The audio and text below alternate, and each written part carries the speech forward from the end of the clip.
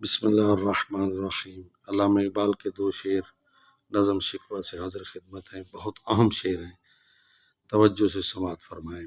عہد گل ختم ہوا، ٹوٹ گیا ساز چمن، اڑ گئے ڈالیوں سے زمزمہ پرداز چمن۔ عہد گل موسم بہار، ٹوٹ گیا ساز چمن یعنی قوم جو مسلمان قوم ہے اس کا اتحاد جاتا رہا۔ زمزمہ پرداز چمن یعنی وہ مسلمان جو اسلام کی ترقی کے لیے کوشاں رہتے تھے، محنت کرتے تھے۔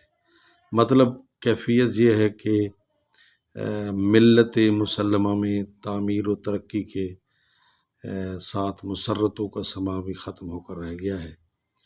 جو لوگ حقیقی طور پر رہنمائی کیا کرتے تھے وہ بھی قوم سے بدظن ہو کر دل چھوڑ بیٹھے ہیں۔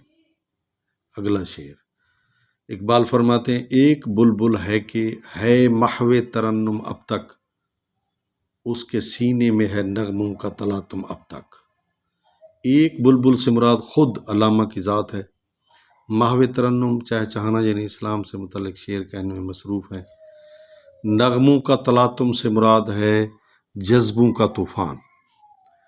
تو اس کی تشریح مختصر یہ ہے کہ اب تو صرف میں ہی تنہا رہ گیا ہوں، اقبال کہتے ہیں، جو ہر نو کی ملی بے حسی کے دوران بھی خاموشی اختیار نہیں کر سکتا، اس لیے کہ میرے سینے میں تو نالہ و فریاد کا طوفان برپا ہے، طوفان بھرا ہوا ہے، وہ مجھے بیٹھنے نہیں دیتا، اس لیے میں قوم کی ترجمانی کر رہا ہوں اور نوجوانوں کو جذبہ دے رہا ہوں۔